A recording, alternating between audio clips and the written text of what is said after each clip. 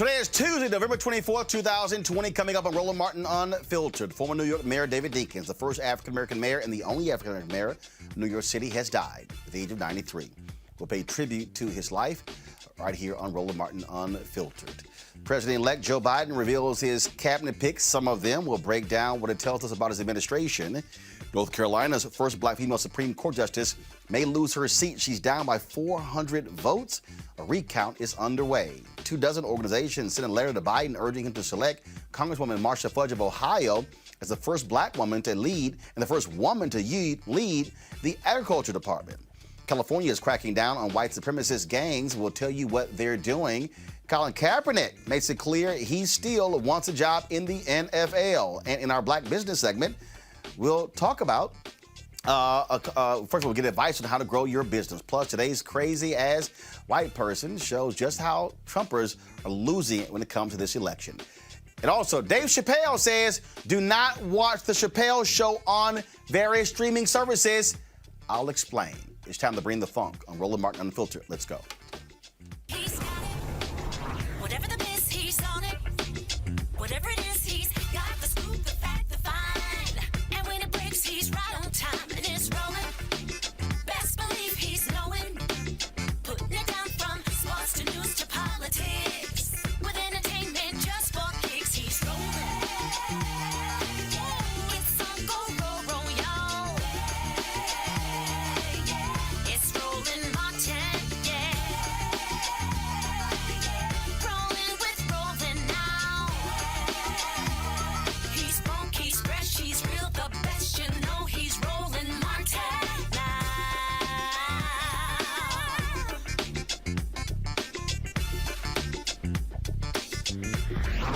Martin!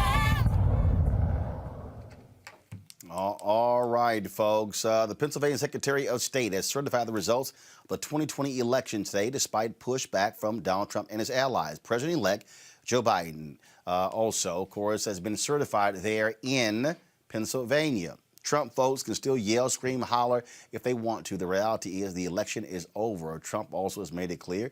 And we also now know that the Biden transition team, have been in contact with all federal agencies in the Trump administration to make a peaceful transition. Joe Biden has been moving forward with his cabinet picks today. He nominated a variety of national security folks to lead, including the first woman to lead the intelligence community and the first Latino to run the Department of Homeland Security. John Kerry has accepted the appointment as the U.S.'s first ever climate czar. The president-elect's cabinet appears to reflect the diversity of the country they'll serve, unlike the previous administration.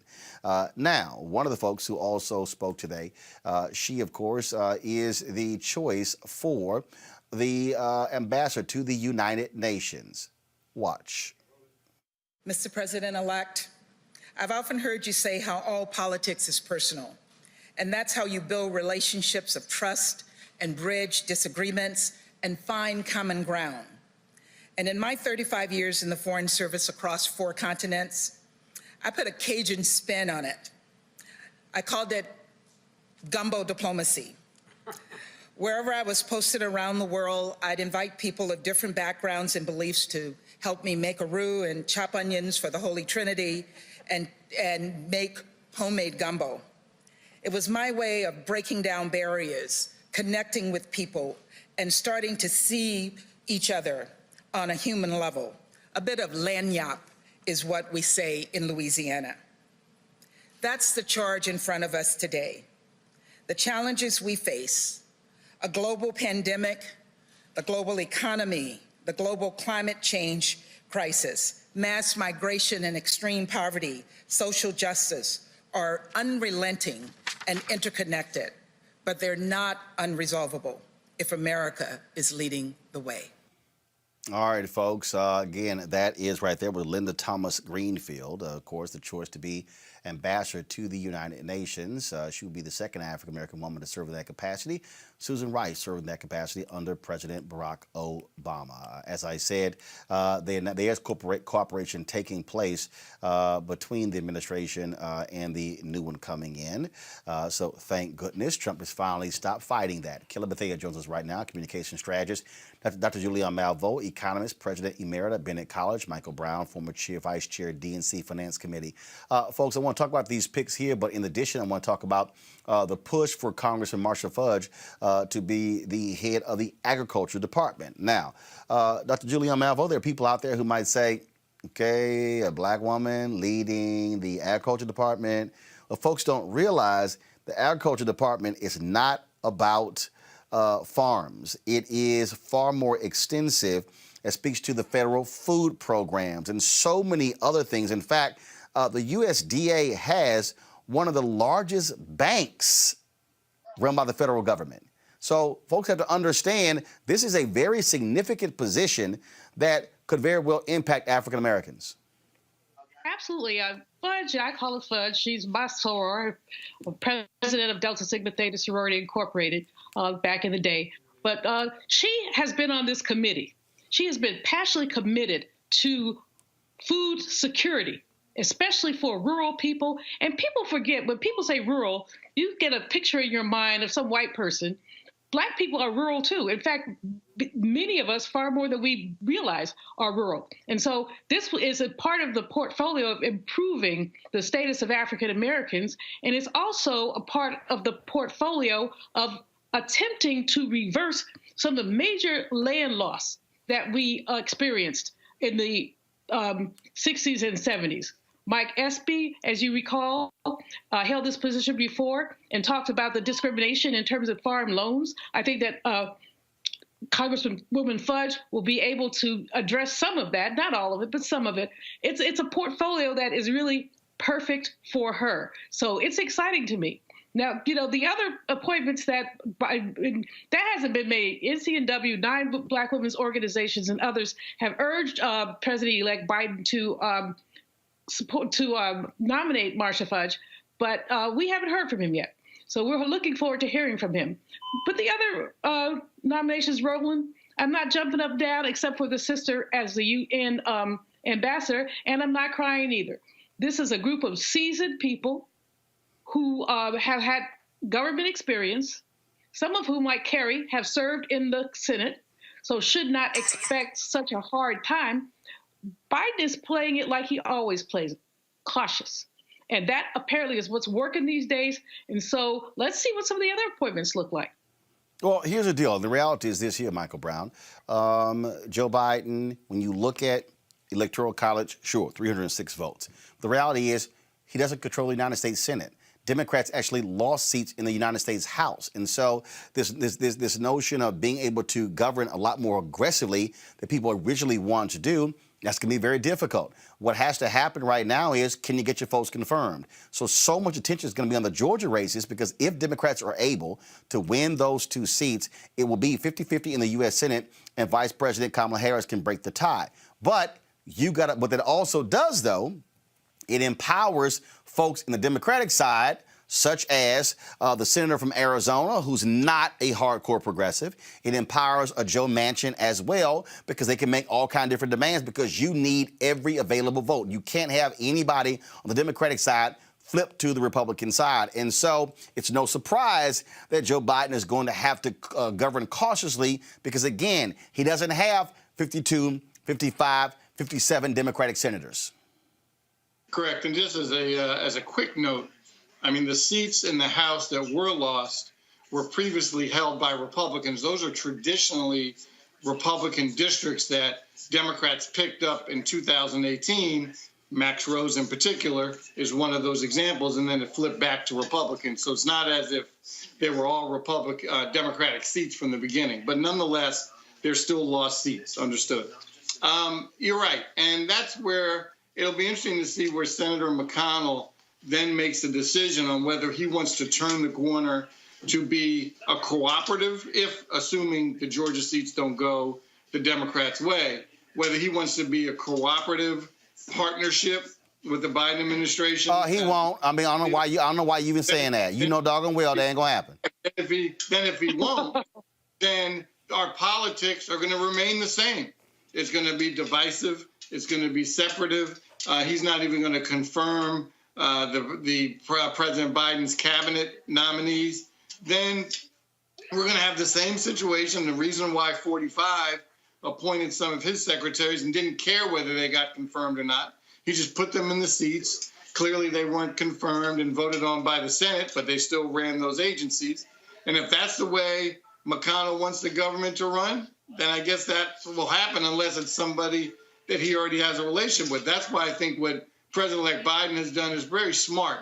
Some of the people have already been confirmed by a Republican Senate, and so they already actually know who these people are and that they can get the votes, again, whether that happens or not. And I think that's one of the reasons, frankly, why Ambassador Rice wasn't included in this first wave of folks related to foreign policy and national security, because there are some folks that didn't think she could get confirmed.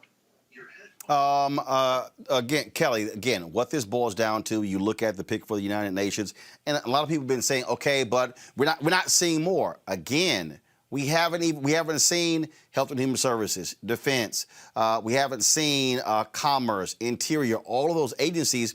And so far, we've only seen the national security picks. And so, again, we're going to be seeing more. But the other thing that I said on this show just yesterday, we also not just want to look at the cabinet picks, who's going to be their chief of staff, who's going to be the number 2 in the agencies, who's going to be in the top tier, because that's really how things actually get done in these agencies. Absolutely. I agree with you about people being a little bit anxious regarding these nominations and appointments and what have you. But again, we have to keep in mind that these positions are going to be 4 years long, hopefully even 8. And a lot of the time, these people do not stay there the entire term of the president. It happens such that you might have rotating. Some people may move on. Some people may resign, what have you. So there is always an opportunity for more inclusion, for more diversity in these picks. So I'm not necessarily worried about Biden's lack of diverse initiative on his cabinet. I'm just looking for the most qualified people to be on his cabinet, because we've just spent 4 years with people at the head of these agencies, pretty much every single agency in federal government, who have not been qualified in the least bit to run them. So we need people in there who are not only qualified, but understand what's going on, who can make a quick diagnosis of what's going on, what's wrong with the organizations as is, and who are able to step in now and get things done the way that the federal government is supposed to function. So we're sitting here watching all of this, but again, these various black groups are pushing Congresswoman Marcia Fudge. This is critically important here. It's NAACP and others, and they'll give a coalition of African Americans out there, Julian, who are making it clear to the Biden administration that they want to see diversity. They want to see black people, specifically black women, in leadership positions. And so this is just one of those positions, this push for Congresswoman Marcia Fudge. And again, I really want people to understand, when you start talking about these agencies, we're talking about billions of dollars. What happens, Julian, which I think is a huge mistake, a lot of people who don't understand how the sausage is being made. They think in terms of, well, you got the White House and, okay, whatever Joe Biden says. No, but the reality is, inside of these agencies, when they are directing resources, then they are directing how dollars are being spent. They're directing various programs. That's crucial. The folks at Vanity Fair did a huge story during the Trump administration, probably in the first couple of years, how so many things, how vital the USDA is. We're talking about the impact on black farmers. We're talking about SNAP program. We're talking about the food program. So again, people should be really thinking a lot broader and understanding the role that these federal agencies play and the impact on folks, not just in rural America, but even in inner city America. Absolutely, Roland. The secretaries of the various departments have billions of dollars, really, of discretionary spending. It doesn't have to go through an RFP. It doesn't have to be vetted. They can give someone a sole source contract if they want to for some critical need that they may not have time to put through an RFP. So that's important. It's also important to understand when you look at school lunches and things like that. Remember when, what was his name? Ronald Reagan said ketchup was a vegetable. And we all thought it was a big joke, but really what it meant is that there was no requirement for people to have healthy school lunches. Now, thanks to Michelle Obama, we've backtracked on some of that, but not all of it. So then if folks did, we don't teach civics anymore.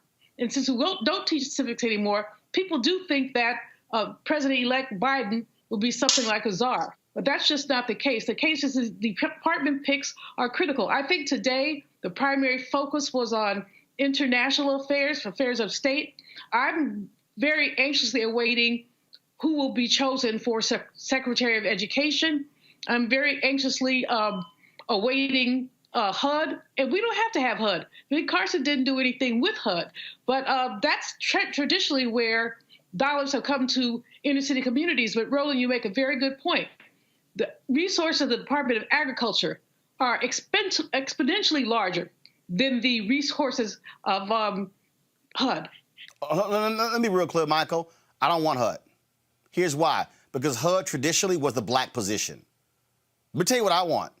I want the position your dad served in, commerce. I want. Yep. I mean, look. I want to go where I want to go where the money is. Okay, I want to go where the money is. Granted, there's money in all agencies. But what I'm saying is, I'm looking at, guess what? Health and Human Services. Because you know what's going to happen? There's going to be billions being spent on COVID-19. Okay, we're talking about contracts. We're talking about the protection of folks there as well. I want to see high-ranking African Americans in the Department of Defense, Pentagon, same thing. And so I'm talking about where the money is. I totally understand Julian's point when it comes to housing, but again, historically, housing was the black cabinet position.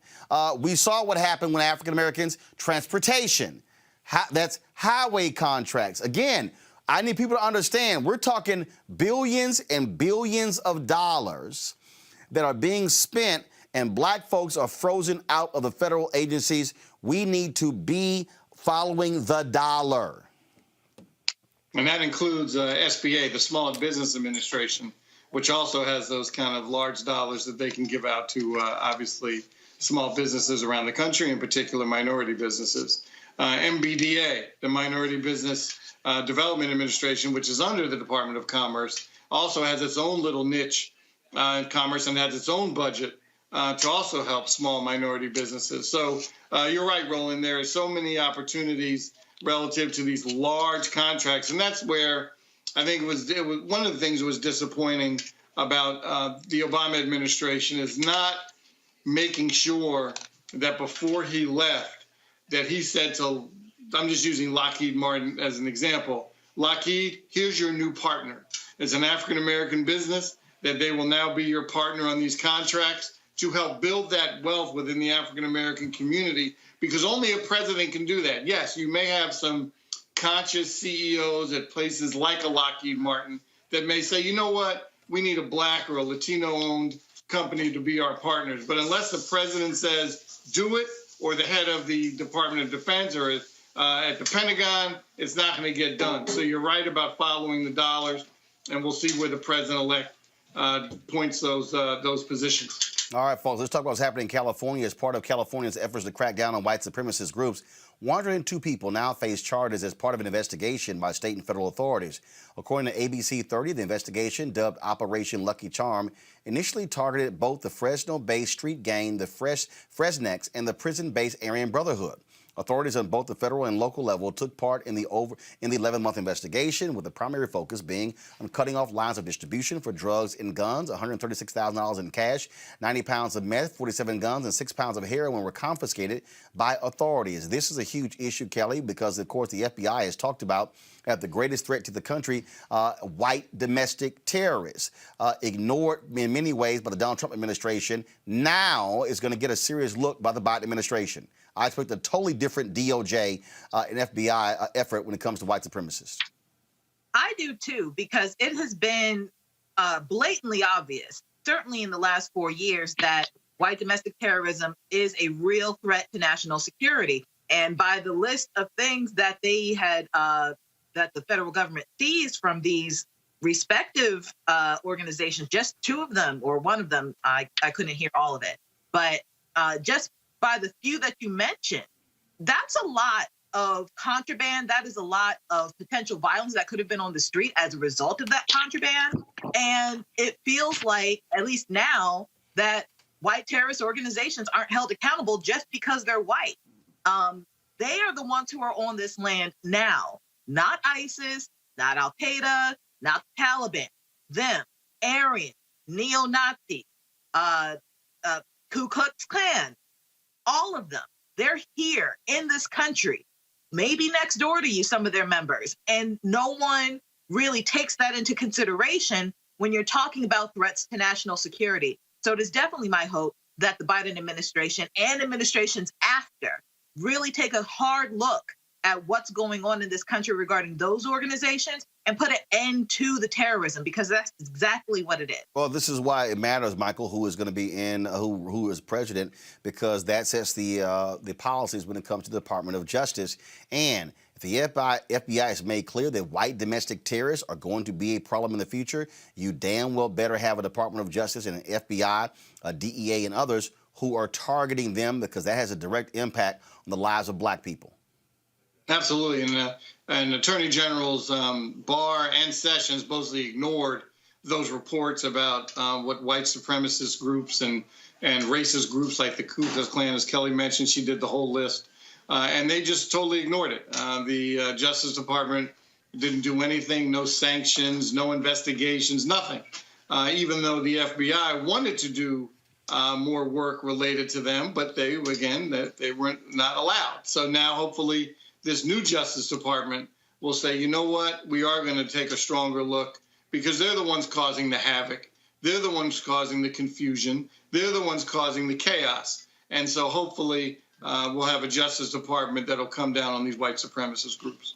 Folks, let's talk about coming down. OxyContin maker Purdue Pharma has pleaded guilty to 3 criminal charges and admitted it played a role in contributing to the opioid epidemic that killed hundreds of thousands of people in the last 20 years. In a virtual hearing today with a federal judge in Newark, New Jersey, Purdue Pharma admitted it impeded on the U.S. Drug Enforcement Administration's efforts to combat the addiction crisis. The company will have to pay $8.3 billion in penalties and forfeitures. Many activists are upset and say the family who owned Purdue Pharma needs to pay a price as well. Julian, here's the issue here. Fine, you plead guilty to criminal charges. Who goes to jail? Exactly. And that's often the case when you're dealing with corporate America. They're corporate because they want to separate the entity from themselves. But someone should go to jail. When we look at the epidemic that has swarmed through our country with the oxy addiction, there should be penalties. There should be consequences. And so activists are right. And Pharma is wrong. At 8.3 billion, that's not enough. That's really not enough. What they need to do, which we've done in other cases with other companies, break that sucker up, break the company up, and put some of their assets into a recovery program, endowment for recovery. Make sure that they never cross that line again. That is the real issue here, Michael, that bothers me immensely when you have these cases here where they plead guilty to criminal charges, but it's like, no one goes to jail. I'm sorry. What they did is no different than the people who were busted for crack cocaine and selling street drugs on the streets. In fact, they had an even greater issue than what happened on the streets. And again, when you're a corporation, you just pay some money, $8.3 billion. Nobody goes to jail. We're all good. And frankly, this is a nonpartisan issue because it happens in both administrations. Obviously, coming out of the Great Recession in 2008, the housing crisis, obviously all those banks, nobody went to jail. There were a lot of fines and a lot of guilty pleas, but nobody went on vacation or on retreat, as my mother calls it. So from my standpoint, and that's again during a Democratic administration, happened during this administration. So you're right. Corporate America has they have a great strength, and that's their lobbying efforts on Capitol Hill within the administrations, and they make sure and jobs. Remember, they have a lot of jobs in these different congressional districts around the country, and so they're under. They have a lot of leverage with folks and say, well, if you do this to us, then some jobs will get cut, revenues will get cut. And so that fears a lot of elected officials, and that's why they have so much leverage. Folks, so we've been talking about, of course, the federal elections, but let's not forget state elections still matter. In North Carolina, a recount is almost complete in the race between Chief Justice Cheri Beasley and her challenger, Paul Martin Newby. Beasley is the first black female to serve as the state's Chief Justice, and it looks like she could lose her seat to conservative challenger Newby. Now, Beasley asked for a recount after seeing that Newby took the lead with only 400 votes. However, as counties across the state finalize the recount, it appears Newby is maintaining his lead. If Beasley were to lose the race, it could have a major impact for the future of racial justice in North Carolina. One of the things that happened here, and folks, she was one of the folks who we interviewed. We were in Raleigh, North Carolina, broadcasting our show in October. We actually had a chance to talk with her, and here's what happened here. So Newby, this is a video here of me interviewing Cheri Beasley. Newby was upset when the governor, Roy Cooper, named Cheri Beasley as Chief Justice. He felt, as the person with more seniority, the job should have gone to him. So what did he do? He chose not to run for his seat on the North Carolina Supreme Court. Instead, challenged hers. Now you see he's leading by 400 votes. Now, Democrats were on their way to having a 6-1 majority on the Supreme Court, but because of the surge of Trump voters in North Carolina, that really was reduced. Now, if Beasley loses, Kelly, Democrats will only have a 4-3 majority on the North Carolina Supreme Court. Why does that matter? It was this Supreme Court that ruled against racial gerrymandering. It was this Supreme Court, when Democrats took control, that stopped a lot of the craziness that was being done by Republicans in the legislature. This is an example where we talk about the Supreme Court on the federal level. This is an example of what happens when you have a Supreme Court that is not a hard right conservative, largely made up of white men. And so Beasley losing is going to be a huge blow to justice in North Carolina. But this also should be an example for anybody out there who says my vote doesn't count. This is an example where it does. That's exactly what I was going to say regarding local elections and state election. Your vote matters up and down the ballot, from the top being president to the bottom being whoever your clerk is. You need to vote because it matters. And stories like this is why it matters.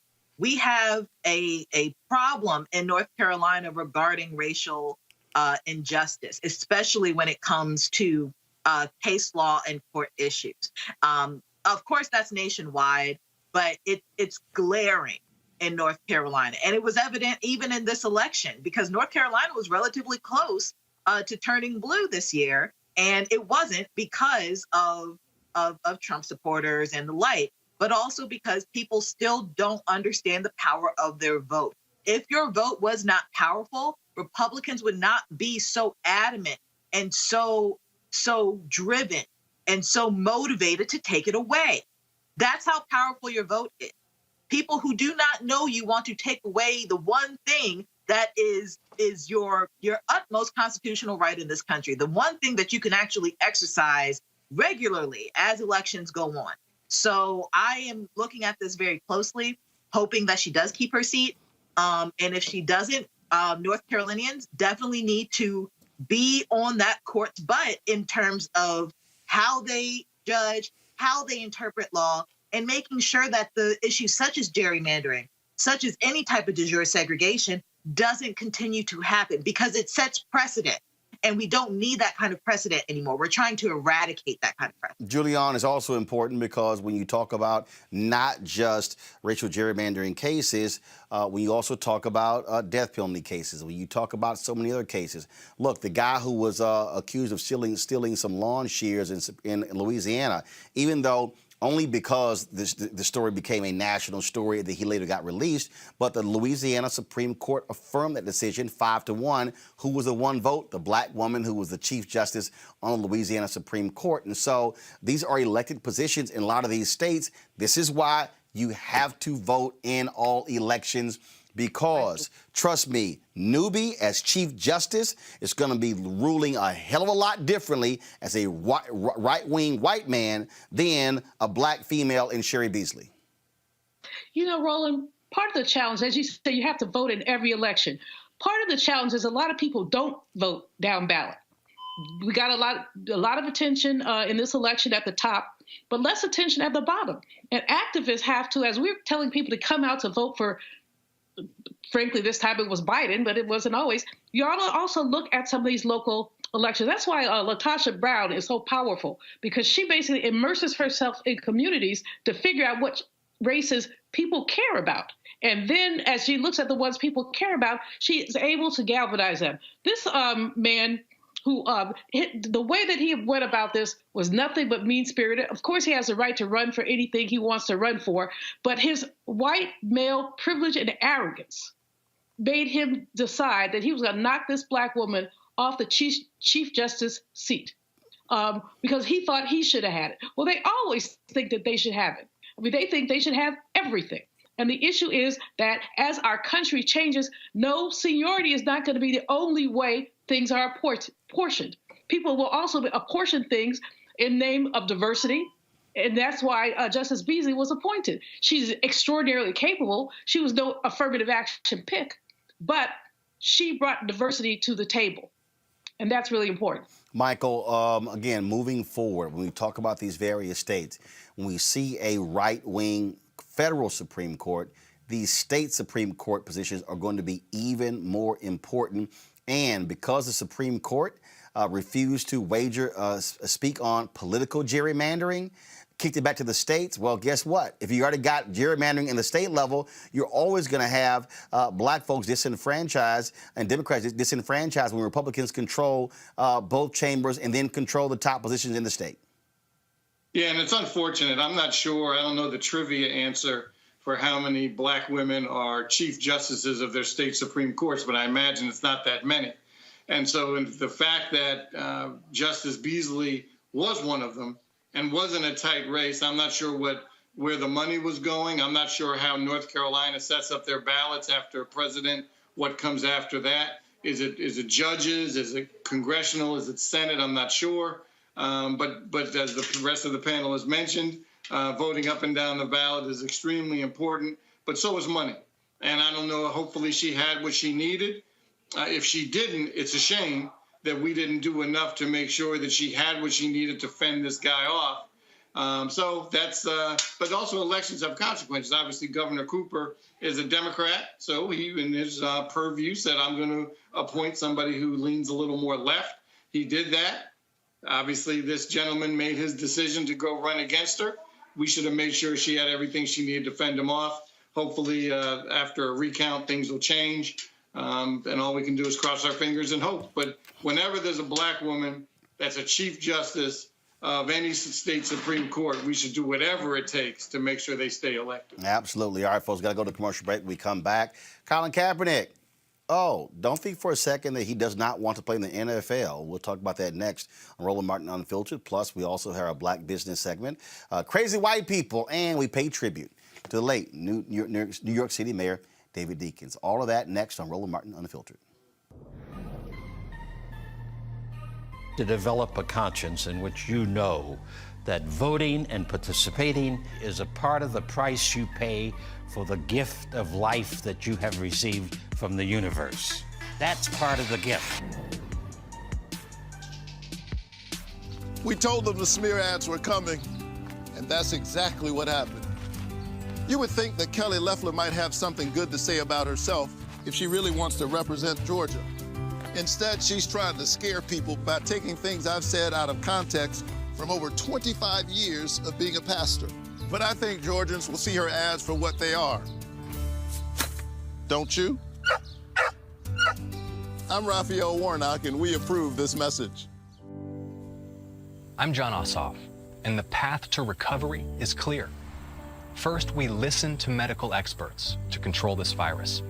Then we shore up our economy with stronger support for small businesses and tax relief for working families. And it's time for a historic infrastructure plan to get people back to work and invest in our future. We need leaders who bring us together to get this done. And that's why I approve this message. We have to try and get to young people and make them matter, especially Latinos, because like you said, we're the fastest growing demographic in the country. I myself talk to people all the time. They're like, the kids in my family that are now eligible to vote, they're like, yeah, but you know, it's just such a big task. It's so overwhelming. And I'm like, yeah, we're not changing the world in one day. We're just trying to make a small difference, and you do matter. Your vote does matter. This is Judge Mathis. What's going on, everybody? It's your boy Mac Wiles, and you are watching Roland Martin Unfiltered.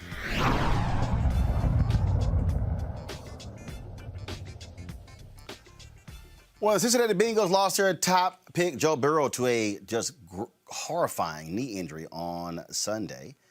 Many folks said, Bengals, you might want to call this guy. Colin Kaepernick hasn't played in the NFL since 2016. But he sent a reminder, folks, roll a video, please. But he sent a reminder to all 32 teams that he's ready to play. This was the video that he tweeted out, his workout on Monday, saying 1,363 days of being denied employment, still putting in work with Eric Reed. Still, come on, y'all, let's go. Thank you. Still going hard, 5 days a week. Hashtag still ready. And, of course, Eric Reed, he played with him in San Francisco. Keep playing the video, please. Thank you. He played with him in San Francisco. Reed later went on to play for the Carolina Panthers when he was released. No team has picked him up, even though he had, frankly, a career year. Some say that's because he had joined Colin Kaepernick in being very aggressive and criticizing the NFL. Joining me now to talk about this is Jamal Murphy, executive producer and co-host of Roten on Sports podcast. Jamal, glad to have you here. You do the podcast with Bill Roten. Look, I think it's abundantly clear. The NFL, we have seen some sorry quarterbacks sign in the NFL, backup quarterbacks who have no business playing. You look at what you saw out of Dallas when they lost Dak Prescott. Then, of course, they lost the backup quarterback as well, Andy Dalton, to a concussion. They put a guy in who couldn't even throw the ball downfield. I mean, the NFL is full of crap. What people have to understand is this is the 32 owners. They are the ones who run the NFL. They control the NFL. And the reality is, look, you can hang it up. Colin Kaepernick, unless a miracle happens, will never see an NFL football again. No, I totally agree with that. That time has come and passed. Anybody who thought that Kaepernick would get another chance, that's not going to happen. If it were going to happen, it would have happened already. I've always said that the smartest thing the NFL could have done early on in the process would have been to sign Kaepernick, and they could have avoided, all this controversy, and they could have come out looking like they actually cared, like they pretend to. But yeah, the time, thinking that that NFL is going to switch up, their thought process and sign Kaepernick at this point, it's not going to happen. In fact, I think you touched on the bigger issue. The real issue is Eric Reed, who, like you said, had a career year last year, is only 28. A great safety in the league. And because he stood up for Colin Kaepernick and spoke his truth and Kaepernick's truth, he, as Kaepernick, is also being blackballed. So it's like, in effect, they're doing it again right in our face. I use whiteballed instead of blackball. Okay. That's what I use to describe this. And again, that's what you're seeing. And look, as far as the NFL, unless they pay a price, unless people get far more aggressive in saying thanks but no thanks, they're just going to move along that whole deal with, Jay-Z and also giving money to the Players Coalition. Nah, chump change. What they're saying is we're going to make an example out of Colin Kaepernick, out of Jason Reed. Basically, y'all didn't say Toby. You kept saying Kunta. Fine, you're going to stay that way. Yeah, I mean, that's exactly it. But I do appreciate what Kaepernick is doing because I think he knows this also. He knows that he has basically no chance of any NFL team really signing him, but he is keeping the issue alive. And I always say we should hashtag never forget what the NFL did to Kaepernick and what they're doing to Reed, because it's going to be a forever stain on the NFL. So I appreciate Kaepernick every chance he gets, putting a video out saying I'm still in shape, I still can play.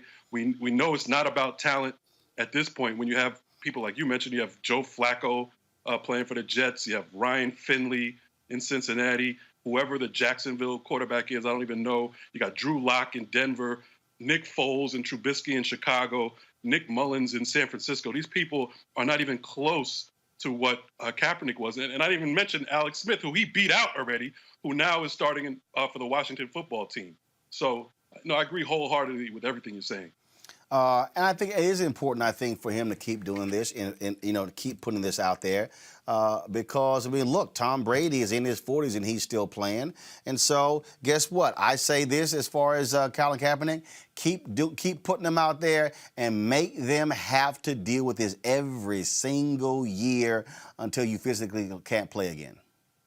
Yeah, maybe even beyond that. Maybe even make a mockery of them, even when you're in your late 40s. Keep doing it because, I just commend them for consistently embarrassing the league because it's worth embarrassment. And again, they're doing it again to Eric Reed, and no one's really even talking about it.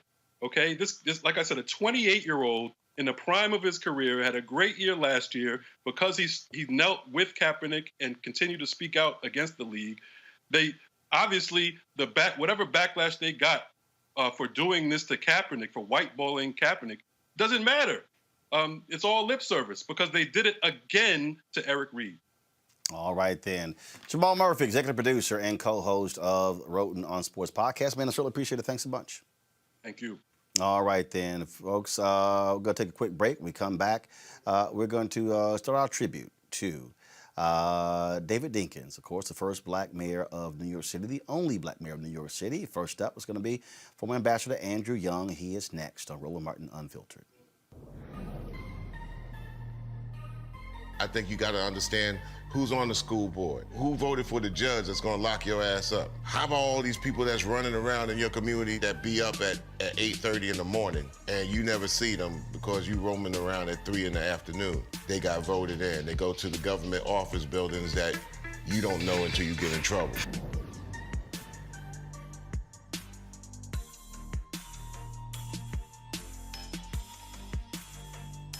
I'm Chrisette Michelle, and you're watching Roland Martin Unfiltered.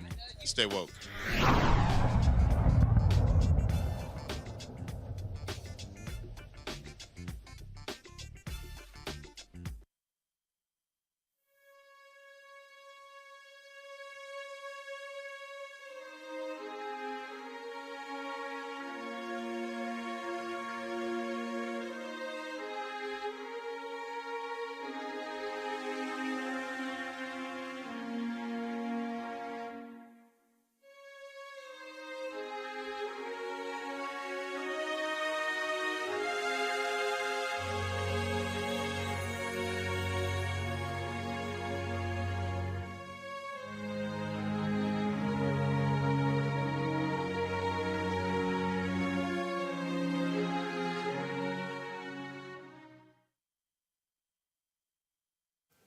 David Dinkins, the first and only black mayor of New York City, died last night at the age of 93. He passed away Monday evening at his residence on Manhattan's Upper East Side.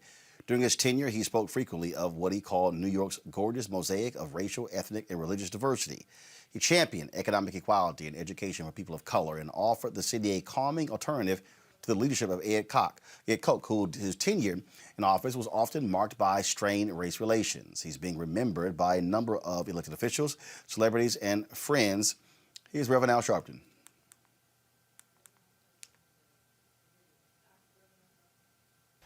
The loss of David Dinkins is the loss of a great giant. As mayor of this city, it was David Dinkins that advocated community policing and safe cities, safe streets. But let us not forget he also called for what now has become a movement that is worldwide around Black Lives Matter. David Dinkins took a knee against police brutality before Colin Kaepernick did. David Dinkins never stopped standing for what was right. He was a kind and gentle man, but a warrior. He knew how to fight without being abrasive. He knew how to take a stand without being offensive. People of the white community, David Dinkins became the first black they ever voted for. Dave Dinkins was the road that ultimately led to the election of Barack Obama. There was David Dinkins talking about the gorgeous mosaic that made many of us understand when Obama said, yes, we can, because we had done it in New York under David Dinkins. I think that this city will always be indebted to him and this nation, and certainly this community. He represented the best of us. In a moment, we'll speak with Ambassador Andrew Young. Michael Brown, I want to go to you first. Of course, your father knew David Dinkins for a very long time. So did your family. Just your thoughts on who he was and his legacy that he leaves us. Well, first of all, I don't know if it'll work, but one of my favorite pictures is in my sister's book. I know you can't really see it. It's a picture of my sister's book being The Life and Times of Ron Brown. Hold on, actually, hold up again. We'll do this right. Let me coach this Omega through it. Now go to the page where there's a photo, because you know David Dinkins was an alpha. I just want to let you know that. I know you was. I'm aware of the mistake he's made. That was a yeah. Anyway, this is during the picture section. It's there it is. It's my father, Mayor Dinkins, and Governor Cuomo. That's when my father announced that the Democratic National Convention would be in New York City. And it was obviously a big win for David Dinkins and Governor Cuomo at the time. And not only was my father close with Mayor Dinkins, but so was my grandfather. As you know, my grandfather ran the Hotel Teresa in New York. And David Dinkins was a frequent visitor as a young man, as Charlie Rangel was. There's Charlie Rangel, Percy Sutton, David Dinkins, who all were kind of running Manhattan, in particular, Upper Manhattan and Harlem at the time, in the businesses and political power. And he is just a pillar, an incredible man, a great tennis player. At least he thought he was a great tennis player. Obviously dressed impeccably, but really cared about, as Marion Barry called, the least, the last, and the lost. He beat Giuliani that first time. Obviously, Giuliani came back and beat him. But he was a pillar in New York and national life, and he will be sorely missed. And Godspeed to his wonderful family. Julian Malveaux, when you start thinking about that period of black mayors in the 70s, early 80s, and then we go to the next generation, the Harold Washington and David Dinkins, in Chicago and New York City, that really meant a whole lot to black politicians going to the next level, if you will. Absolutely. David Dinkins, as Michael said, he was a gentleman. He was a gentleman. He was amazing. I happened to have the privilege of watching a couple of tennis matches with him because, I don't know whether he thought he was a great player, but he was tennis's greatest fans. He was definitely on the board of USTA. Yeah, stop. Hey, that man can play some tennis. I said, I don't know. What I said is, I don't know. But I know that he was a great fan. And just a really great guy. His legacy also, I think, as Brother Sharpton said, the glorious mosaic, because people used to always talk about a melting pot. Well, who wants to melt? You know, the melting pot assumed the obliteration of your culture. You're in a pot and everything gets all whatever, smushed up. But the mosaic really talks about the strength of every piece in the continuum. Or like some people use a metaphor of a salad with all the different ingredients in a salad. But the glorious mosaic is just a beautiful way to talk about our differences. And I think he really captured that. To be the mayor of New York City, our nation's biggest city, that's quite an accomplishment. And the fact that he beat Giuliani was quite an accomplishment also. As you said, he came back. Giuliani came back, but he's getting his just desserts these days. You expect Giuliani to come back, but, you know, like roaches, come back. But Dinkins, you know, he left a legacy. He left his footprint in New York, and he provided an example for contemporary mayors like a Lori Lightfoot in Chicago, like my girl London Breed in San Francisco and others, because he managed it. He really managed it, and he managed it without rancor. We're going to hear from a little bit later from Congressman Hakeem Jeffries on this, Kelly. But the reality is he had to deal, like many African Americans who become the first of these cities, significant racism and vitriol. Folks talk all the time about racism in the South. Dr. King said he faced the level of hate that he faced from white folks in Chicago. He said he never saw that level of hate in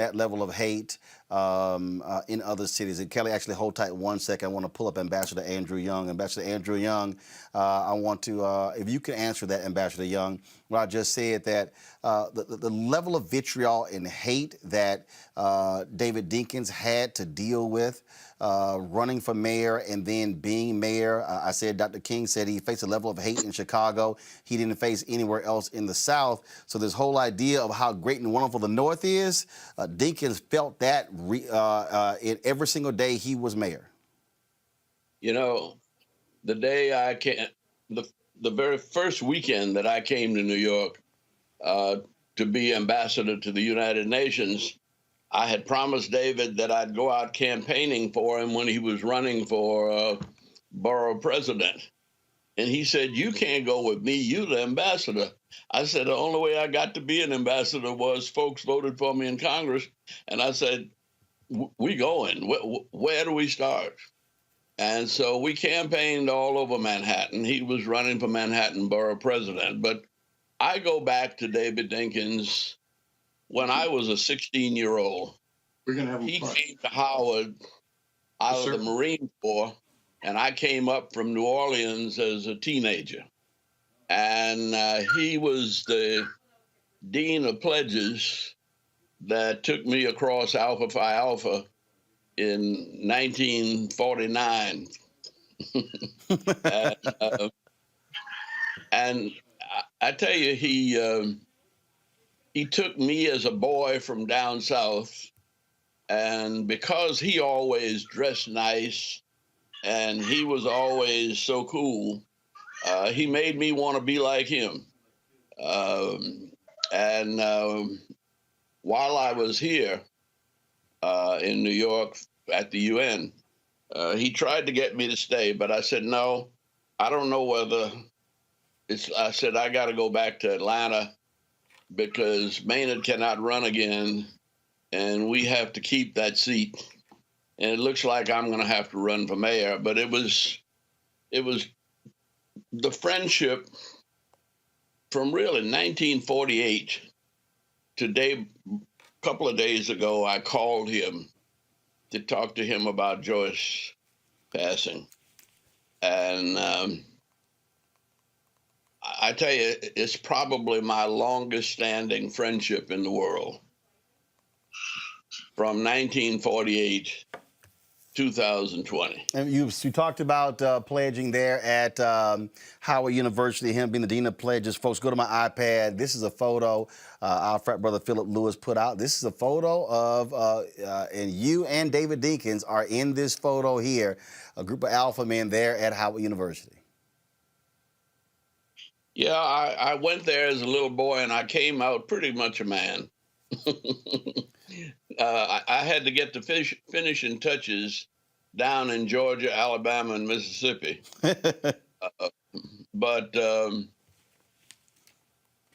what you say about Chicago is mostly true, but the difference was not the degree of hatred.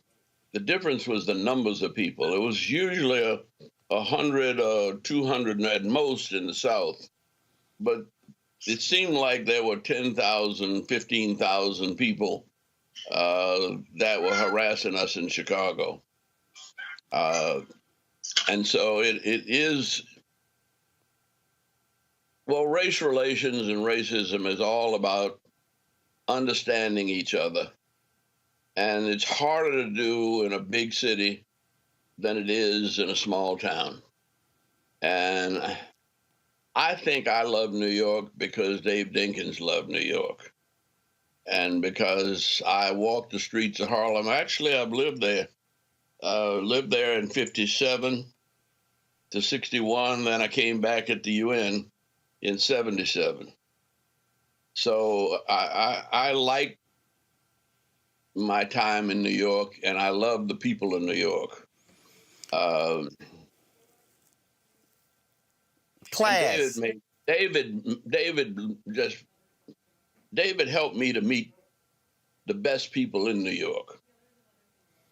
He was always impeccably dressed, and the times that we met always was a calming, soothing personality. Was that how he was from the moment you met him? I never saw him anger. I mean, he was always sort of just that very. When you keep hearing gentleman. Back in the old days, alphas were taught, don't get mad, get smart.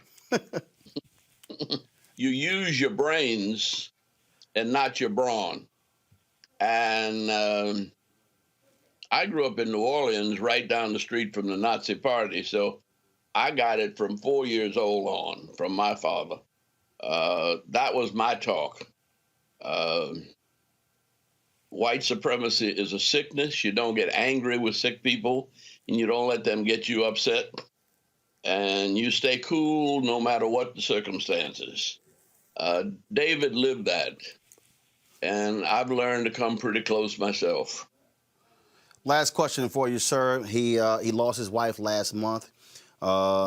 He passes away at 93, and one of the things that was really important here is that he was still endorsing candidates, folks who were running in the primaries this year in the general election. He never stopped supporting the next generation of young politicians, especially African American. Well, you know, he started in the Marine Corps before he came to Howard. And he had that Marine Corps discipline. And when Joyce hit the campus, I think my second year, and David took one look at her, and he grabbed her, and he never let her go for the next 75 years almost. David Dinkins. Beautiful, loving relationship, a great family, but the whole world was his family. Ambassador Andrew Young, it's always a pleasure, sir, to have you here in Roland Martin Unfiltered. God bless you. Thank you very much, my frat brother. Thank you very much. Folks, David Dinkins sat down for an interview for a project that Camille Cosby led called the Visionary Project. And this is what he said in that interview about his biggest regret. Listen to this. I wish that in Crown Heights, for instance, there came a time when I assembled the police commissioner and the high command. And I said, look, whatever you guys are doing, it ain't working. And you must, and like that. Now, I am different than Rudolph Giuliani. I never figured I was the police commissioner. It's not my job to tell them whether to use 9mm weapons or not, which is a whole controversy around that, I might add. But it is my job when things aren't working to tell them that they're not. And so I wish I had told them that sooner. Then there's another thing for which I'm blamed by many is the Korean boycott of the Red Apple store. And here was a controversy between a Korean grocer and a African-American customer. And the boycott went on for a period of time. There was went on too long, certainly. And there were lines, picket lines outside, moved closer than they should have been. The court ruled that they should be back at a greater distance, but we appealed that. And pending the appeal, this was not in place. Some people said I permitted it in violation of the law, which just isn't true. In and around the same time, there were two other similar instances elsewhere in the city, one in Queens and one in Brooklyn. Korean merchant, African-American customer, and they got resolved in like a day and a half by the same people working for me who were working on the Brooklyn thing. But the Brooklyn thing never got solved because Sonny Carson and 2 or 3 other people did not want it to end. And they couldn't, every time we were pretty close to resolution, it would blow up all over again. So I wish we had ended that sooner, but we did bring about a conclusion ultimately. Folks, that was David Dinkins talking about one of his biggest regrets when he served as mayor of the city of New York. Kelly, your thoughts about David Dinkins and his legacy? Just echoing the sentiments of everyone on the panel and those who spoke previously, like Ambassador Young. He was a little bit before my time, not by much, but the fact that he really did pave the way for not only mayors of other major metropolitan cities, but politicians in general who are Black and wanting to make a change for this modern day America.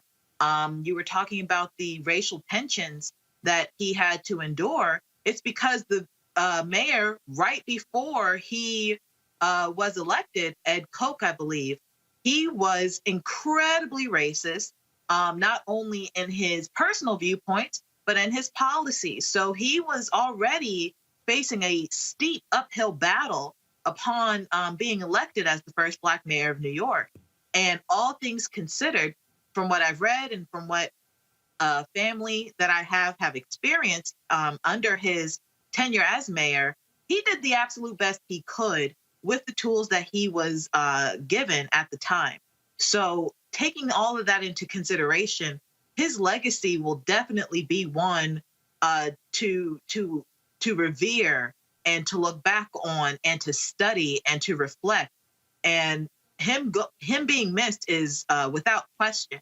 But the fact that his legacy remains and it is still so strong and still so inspiring, that can't be, that's nothing small to look at. That is something that we will be looking at and studying for years to come.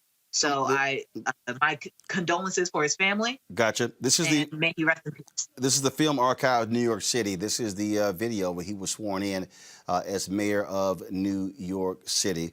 Again, so many different tributes are pouring in all across the country. We're going to be talking with a couple of officials there in New York in just a second. Tish James, she is the Attorney General for the state of New York, and she quite busy these days. We won't get into that right now, but she is taking the time to share her thoughts about the late David Dinkins, the first and only Black mayor in New York City. Attorney General James, glad to have you on the show. Thank you so much, Roland. Listen, my heart is broken, but what provides me with consolation and dries my tears is that he's home at rest. And he's home at rest with his lovely bride. And so individuals who are married for that length of time, usually they usually die of a lonely and a broken heart. So may they rest in peace and power. He was a mentor to me. He swore me in as the first Black woman elected in the city of New York as a public advocate, and then swore me in again as the first Black woman elected in the state of New York as Attorney General. And he was my professor also at Columbia University, the School of International and Public Affairs. And he will be greatly missed. He led this city in its reduction of crime. He was an avid tennis player. He was from Harlem. He's one of the quote unquote gang of four. The only one left these days right now is Congressmember Charlie Rangel. I'm going to miss him. I'm going to miss him. He had this effervescent light that continues to shine.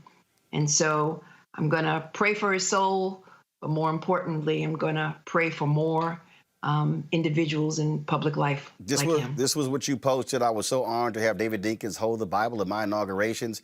Without him, I wouldn't be here. New York has lost a titan of our time, but he has gone home to reunite with his beloved Joyce. May he rest in power. He was always dapper. I see him rocking that bow tie. He was always clean. I never saw him ever dressing down. Always clean.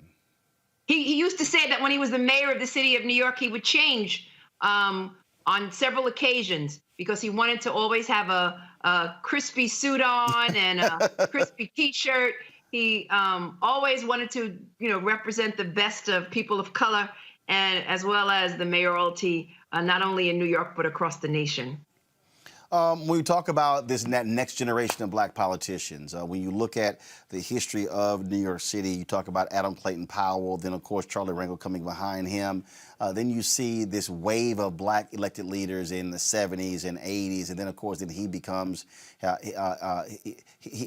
mayor. So in many ways he was that bridge for that new generation of, again, those old poles who had to deal with the rough and tumble politics. It's still rough and tumble, but it was really, I mean, again, the level of racial animosity that he had to battle every day was just vicious.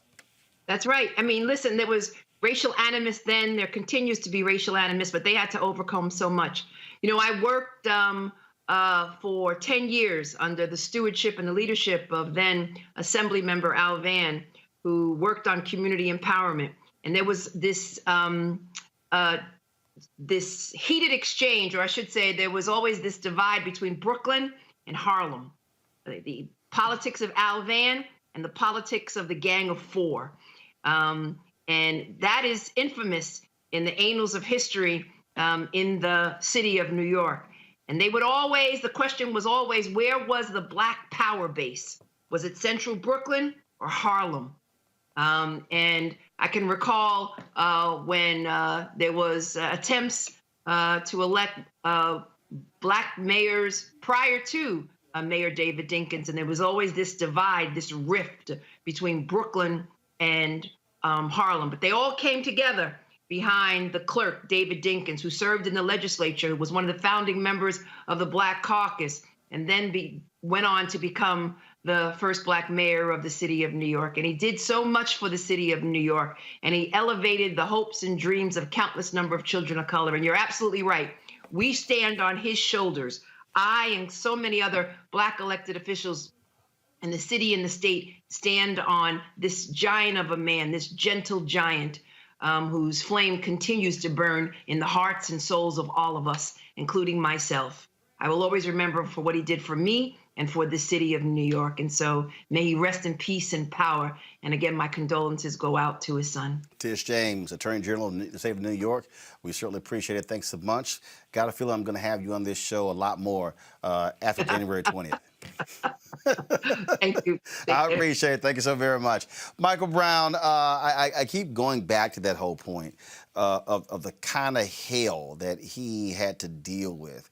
And I don't think people really, I mean, I'm talking about, you know, folks who've been born the last 20 years. I mean, you know, look, you look at, you know, Black Lives Matter protest, but when you had the entire police department, fire department, when you had just, I mean, the racism that was coming out was just unbelievable, and folks would swear, Michael Brown, they would swear we were operating in the 1950s and 1960s when Dinkins was mayor of New York City. And not to give any kind of history lesson to New Yorkers, but obviously New York is in the North, considered Yankees. But New York was a very, or some would still say is, a polarized, racist city. You have different parts of Manhattan. Not every part of New York City is progressive and has a certain kind of person. You have other boroughs in New York and other sections of those boroughs that are very difficult related to people of color, both Latino and black. And David Dinkins was able to kind of build a coalition, at least to win election. Then to govern was the other challenge that he had. And governing, clearly what you just mentioned, which with the police that were against him because they thought he was too soft on criminals or on crime when he was trying to obviously lift people up and not put him in jail. And then on the other hand, and I don't want to call out any of those boroughs, but some of these boroughs are extremely, very racist, segregated places. There are some parts of some of these boroughs that you can go to and you won't see a person of color. And some parts and that's part of New York. That's what makes New York such a incredible melting pot. But it also is a melting pot for racism. And so keep that in mind. I know, again, New York is in the north and cosmopolitan, but there are parts of New York City that are a bit challenging if you're a person of color. And the fact that he was able to win election, couldn't win re-election, and it was tough to govern, he still got it accomplished. Assemblyman Mike Blake joins us right now. And Assemblyman Blake, glad to have you. We are both Alpha brothers, and we lost a big giant, a big legend among Alpha in David Dinkins. We just had Ambassador Andrew Young, who talked about what it was like to pledge with David Dinkins as your Dean of Pledges. You know, Brother Martin, you know, we lost a Titan today, and in his honor, I'm wearing my black and old gold and have on my life member pin, which obviously you can appreciate. You know, to be a black man in New York, a black man in politics, to be a brother of Alpha Phi Alpha Fraternity Incorporated, be a brother of the 100 Black Men Incorporated. David Dinkins was the epitome for all of us. And you know, when you think about what he had to overcome to get to a place of becoming mayor, where he won a very close election in a divided city. He lost a very close election where race was used to divide. And in the midst of all of that, he still was focusing on healing everybody and creating unity. You know, he was a Titan. And I think about the moments that I was able to spend with him over the years, including at the African American Day Parade on last year in Harlem, including just being around him at different events. And when you hear, you know, Mayor Dinkins say, Brother Blake, it shows you that there are Titans that are still among us, and we lost a legend last night. This is a photo you posted on your Twitter account. I think it was at that parade. Of course, he was the Grand Marshal. You see sitting next to former Congressman Charlie Rangel.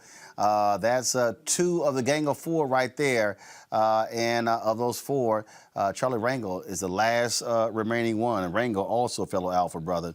I mean, people don't understand what it was like if you needed something to move involving black folks. Those were two of the folks you had to go through. I mean, you think about when they talk about Rangel and Dinkins, you know, Basil Patterson, Percy Sutton.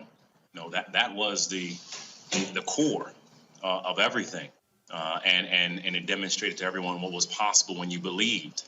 And I enjoyed, and you would appreciate this, Brother Martin, when you're talking to one brother and there's that other brother that just can't wait to jump in on the story, and the other brother is David Dinkins, right? And, you know, that photo was the epitome of it. I was introducing them to Adam Pharma, who was one of my mentees, and I had that joy of saying, I want to introduce you to one of my Alpha brothers who's involved in politics, John Jay. And Brother Dinkins just had that subtle laugh, like, no, let me tell you how the story really went.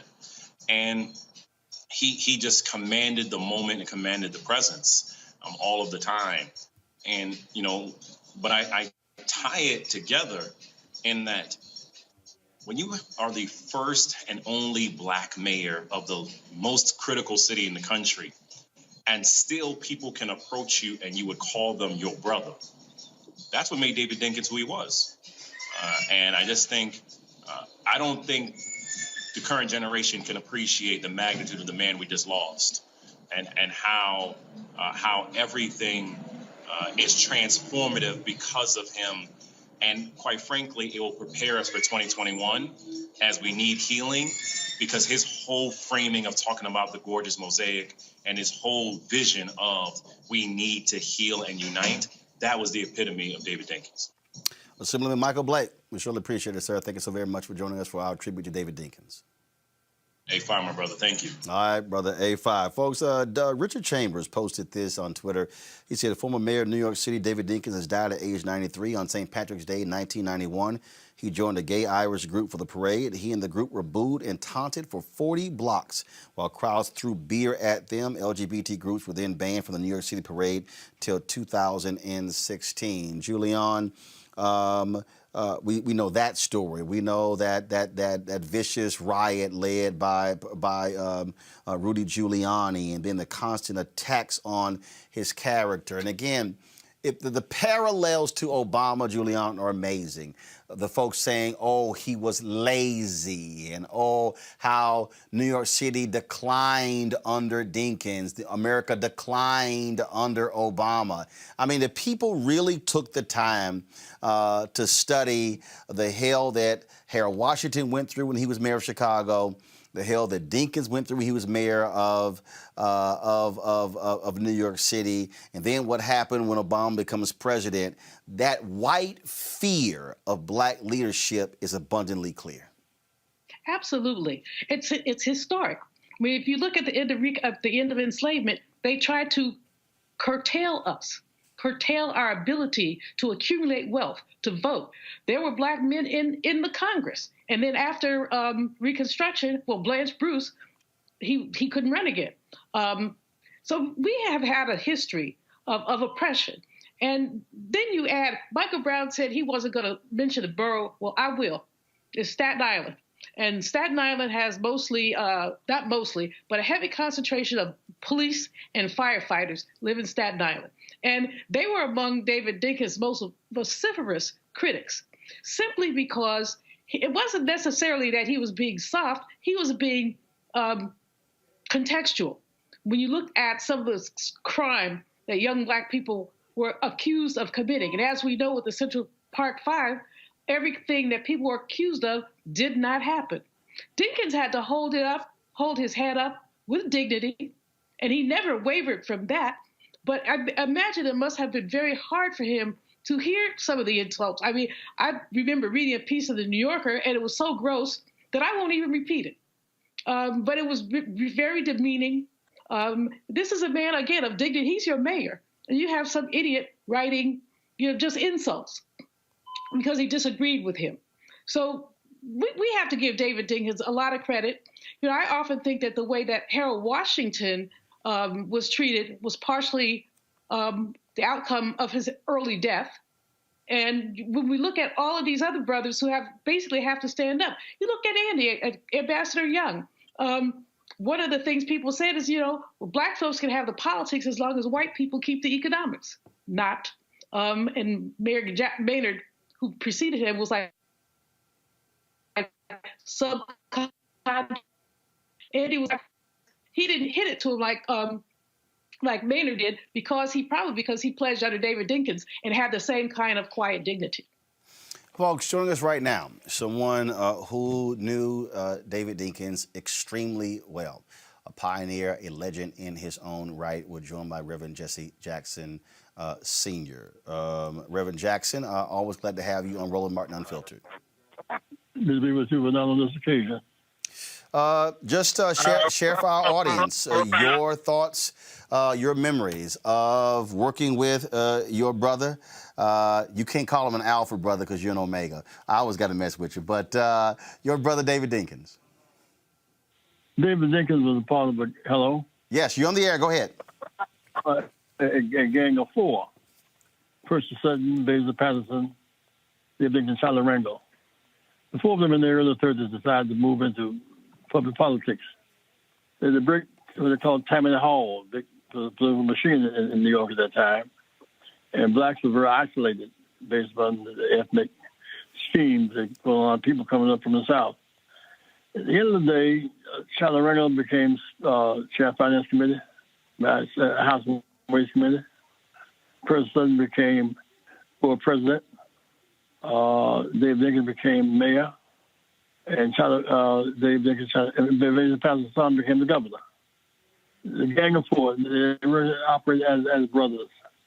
Not long ago, Joyce died, David's wife. I don't think he could take much after Joyce. They've been together for almost 70 years. A genuine brother. When we first started talking about the black Roman president back in 72, way back then, David Dinkins and me, David and Basil and Percy Sutton, they had some calls, so somebody way back then, back when Shirley ran. And they were not really aware of it. They were at the meeting in Chicago. David said, well, we didn't know about it, but we got to catch up, make up a lost time. And he had the gentle will about himself. And he did a heck of a job as mayor. And he brought crime down. expanded economic. Giuliani lied on it, lied to the people. He was Staten Island sovereignty. He didn't do that. He didn't do a thing for Staten Island. But Giuliani was then who he is now. So Giuliani defeated David Dinkins, but he did it by lying and scheming with no holds barred. But David Dinkins is a legend in our time. He was mayor at a period where Harold Washington was also, he actually followed Harold Washington in terms of becoming mayor. What did it mean for black people during that period of the 1980s to have a black mayor of Chicago and a black mayor of New York City? Here's enough. In 82, we were doing a boycott in Chicago. Some of 83, I guess it was. And we asked Harold, please run. Harold said, I don't want to run. I'm going to Congress. I like my job in Congress and all that. Harold, you have to run. So we called the Chicago Fest boycott. And to call the boycott, we broke down to several groupings. My job was to get the entertainers not to cross our picket line. Stevie wanted to sign not to cross the picket line. They sued Stevie. Stevie took the suit. He didn't cross the picket line. Other artists began to not cross the picket line. Harold came out of the demonstration one day and said, I'll see you guys going back to Washington. What's your deal, Harold? Well, 50,000 new votes and $250,000 on the table. We put $500,000 on the table and raised 400,000 votes in my Chicago Fest boycott. Well, in the strength of Harold, given the machine in Chicago, Ted Kennedy and Mundell was coming to Chicago to support Jane Byrne and Daley in the primary. I said, look, guys, we support you guys, Kennedy and you, and all that. So they said, we have to come. These Africans, I said, this is the bankruptcy of liberalism. So I remember Maynard Jackson. I remember that somebody black should run against them to challenge them, at least in the primary.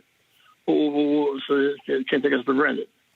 They'll just say it, act it. So Dave Dinkins was a part of the group, urged me to run and supported me all the way. We won New York. We won New York in 80. We won in 84. We won Virginia. 85. Doug Wilder became the governor. We won Virginia in 88. Became governor in 89. Dave Dinkins chaired our campaign in New York. Came in 89. So they were all involved in the service. They were not at all distant from what we were doing. They were architects of it. And of course, David Dinkins, person, Charlie, 10 years older than I was, but nonetheless, they let me in, and they shopped in it as well. They did a lot of investment shopping in our development. Reverend Jesse Jackson Sr., it's always a pleasure, sir. We certainly appreciate it. Thank you so very much for joining us to pay tribute to David Dinkins. The way we paid David Dinkins tribute by putting in one off in Georgia. Let that be the tribute to David. We're in the 2 seats in Georgia. Absolutely. We certainly agree, sir. Thank you very much. Thank you, sir. Another member of Congress is Congressman Gregory Meeks, who is there from New York. He joins us right now. Congressman Meeks, your thoughts about the life and legacy of the great late Mayor of New York, David Dinkins. 1 second, we can't hear you. There we go. Now we're good. Go ahead. We didn't have you up on our end. Go ahead. Very good. I was just saying, he's our fraternity brother and a great graduate of Howard University. But he was a man that came into the city, as oftentimes happens or seems to happen when you have an African-American coming in as the chief executive. He comes in at a time when the city's in trouble. People forget about where we were in New York in 1989. As took place with Barack Obama, as took place with Mayor Washington, we had the Ed Koch had ran the city into the ground, and the budget. The city of New York was in trouble in regards to its economy and the budget, and so he was faced with a lot of issues coming in as mayor that he had to deal with.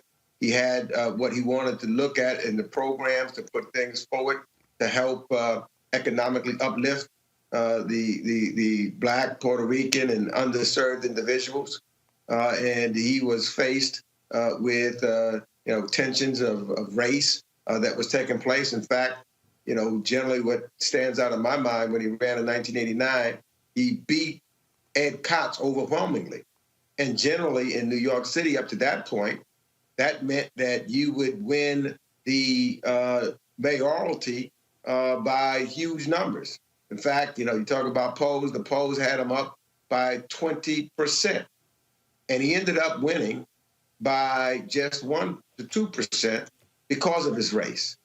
But Mayor Dinkins, ever the graceful one, came in and was looking as his deal to bring the city together, this gorgeous mosaic that he talked about in New York City. Try and put people in place that had never been in place before in the city as deputy mayors and commissioners, people who had never been represented in the city, trying to bring it together. And all along, you had individuals who were staunch, like Rudy Giuliani, trying to prevent him from being successful from day one. But ever the graceful one, he dealt with those problems, some that continued to persist, and trying to make sure that what he had inherited, he could change and turn around. And when I think of some of the issues that he had to overcome, he did. He found a way, even after trying to figure out how to do the budgets for school and after-school programs, and even at that time, community policing. David Dinkins was finding a way to get that done. And he also did it, he always did it with such grace and humility, like had never been seen before, very much different than his predecessor or his successor.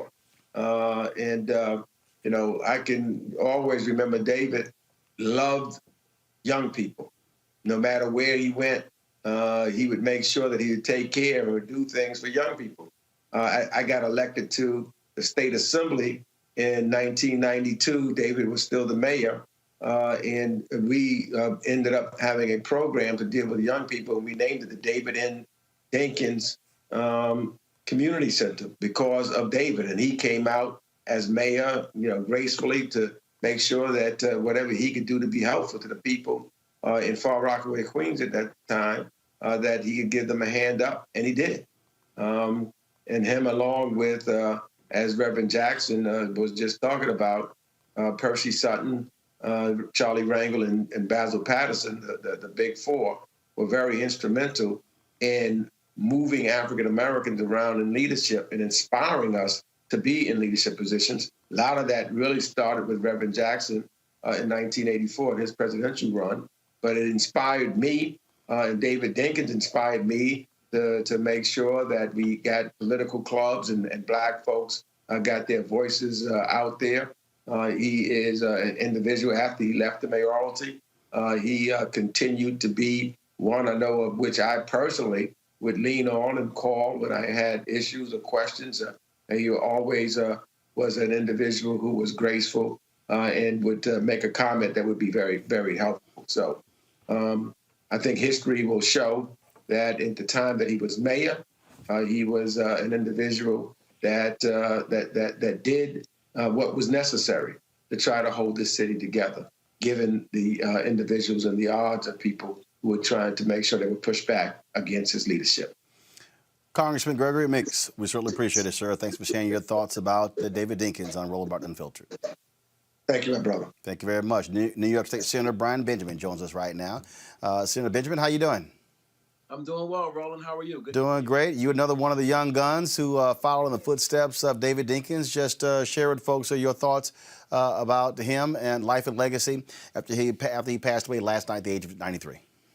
I know it's very sad. One of the things that I was listening to Congressman Meeks just speak. One of the things that I really benefited from was being here in Harlem, and he was always present. We were part of a social club, and we would always meet, and he would have me come sit down next to him, and he'd always say to me, listen, you represent Black people, you represent Harlem. You need to be respectful. You need to be honest. You need to be thoughtful, because what you do matters, and people are watching you.